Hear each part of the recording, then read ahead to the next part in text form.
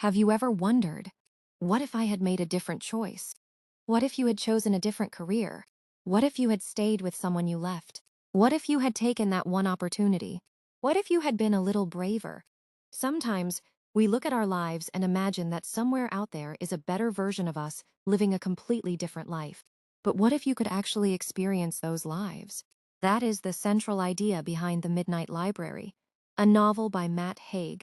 It is a story about regret, choices, mental health, and most importantly, the realization that there is no single perfect life. So today, let's step into the Midnight Library. Chapter 1, Nora Seed. Our story begins with Nora Seed, a young woman who feels completely lost. Nora believes that her life has gone wrong. She has lost her job. She has lost contact with people she once cared about. Her relationships haven't worked out. Even the dreams she once had seem impossible now. She feels like she has disappointed everyone, including herself. And the worst part is that Nora doesn't just feel unhappy. She feels that her existence doesn't matter. She starts thinking about all the things she regrets, every decision she made, every opportunity she missed, every person she pushed away, every version of herself she could have become. Eventually, Nora reaches a point where she feels she has nothing left to live for, and then something strange happens. She finds herself in a mysterious place, a library, but this isn't an ordinary library. It is called the Midnight Library. Chapter 2, The Library Between Life and Death. The Midnight Library exists somewhere between life and death. Inside it are endless books, and every book contains a different version of Nora's life. Each book represents a choice she could have made differently.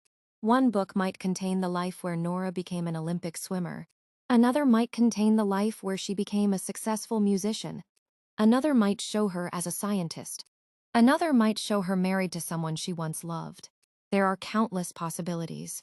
And suddenly, Nora gets a chance to answer the question that has haunted her for years. What if she can open these books and live those lives? If she finds a life that makes her truly happy, she can stay there. It sounds like a dream, but Nora soon discovers something important. A different life doesn't automatically mean a better life. Chapter 3, The Lives She Could Have Lived. Nora begins exploring her alternate lives. In one life, she becomes a famous swimmer. She had once dreamed of competing at the highest level. At first, everything seems perfect. She is successful. People admire her. She has achieved something extraordinary. But as she experiences the life more deeply, she realizes that even this life comes with sacrifices, loneliness, and pressure. It isn't the perfect life she imagined. Then she tries another life, a life where she becomes a glaciologist and travels around the world. It seems exciting, beautiful places, amazing experiences, a completely different version of herself. But again, she discovers that happiness isn't guaranteed. Then she enters another life, where she is married and has a family. For a moment, she believes, this is it. This is the life I should have chosen. But even here, things aren't perfect, because every life contains problems. Every choice creates something beautiful and something difficult. Chapter 4, The Weight of Regret. As Nora explores more and more lives, she begins to understand something. She had always thought that her regrets were proof that she had made the wrong choices. But now she sees the bigger picture. A single decision doesn't create one perfect future. Every decision creates a completely different path, and every path has its own struggles. We often look at other people's lives from the outside and think, they have everything. They are successful. They are happy. They made better choices than me. But we don't see the complete story. We see only one page of their book. We don't see their fears, their failures, their loneliness, their regrets. Nora begins to realize that a perfect life doesn't exist. There are only different lives, with different kinds of problems. Chapter 5, The Book of Regrets. One of the most powerful ideas in the novel is the Book of Regrets. Nora carries a huge list of things she regrets. She regrets not becoming a better swimmer. She regrets losing people. She regrets choices she didn't make. She regrets choices she did make. She regrets not being happier. And these regrets have become so heavy that they prevent her from seeing the possibilities that still exist. This is something many of us experience. We spend so much time thinking about the past that we forget we are still writing our story. Maybe you regret choosing the wrong course. Maybe you regret leaving someone. Maybe you regret not taking an opportunity. Maybe you think you wasted years of your life. But the past cannot be rewritten.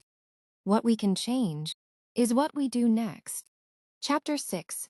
The Realization. Eventually, Nora reaches an important realization. She doesn't actually want someone else's life. She wants to feel alive in her own. She realizes that happiness isn't about finding the perfect circumstances. It's about finding meaning in the life you actually have, and this changes everything. She begins to understand that life isn't a test where there is one correct answer. There isn't one perfect career, one perfect relationship, one perfect city, one perfect version of yourself. There are countless possibilities, and you don't need to experience all of them. You only need to choose what matters to you now. Chapter 7. The Message of the Midnight Library. The Midnight Library teaches Nora and us a beautiful lesson. You don't have to live the life you once imagined to have a meaningful life. Maybe your childhood dream didn't work out. Maybe your plan changed. Maybe you made mistakes. Maybe you're currently confused about what comes next. That doesn't mean your story is over. Sometimes, we think we need to completely change our lives to become happy. But maybe we only need to change one small thing. Start one new habit. Call one person. Apply for one job. Learn one skill. Take one step. Because the future isn't something we discover. It is something we create through the choices we make today. Chapter 8. Why this book matters. What makes the Midnight Library so powerful is that Nora's problem is something almost everyone can understand. Regret. We all have moments when we think, if only I had studied harder. If only I had taken that chance. If only I hadn't said that. If only I had chosen differently. But the truth is, we can never know whether another choice would have made our lives better. We only know the life we are living right now. And that means the question isn't, what would my life have been like if I had chosen differently? The better question is, what can I choose now? By the end of the story, Nora understands that she doesn't need a perfect life. She simply wants a life that is hers. A life with uncertainty. A life with mistakes. A life with difficult days. But also a life with possibilities. And perhaps that is the most important lesson of the Midnight Library. Your life doesn't have to be perfect to be worth living. You don't have to become the person you once imagined. You don't have to fix every mistake you've made. You don't have to know exactly where your life is going. You just have to keep moving. Because somewhere between the life you imagined and the life you are living, there is still something beautiful waiting to happen. So, the next time you find yourself thinking, what if I had chosen differently? Pause, take a breath, and ask yourself a different question. What if I choose differently from this moment onward? Because unlike the past, the next page is still blank, and you are the one holding the pen. If this story made you think about your own life, your regrets, or the choices you've made, maybe that's exactly what the Midnight Library is meant to do. Sometimes, we don't need a different life. We just need to look at our own life differently.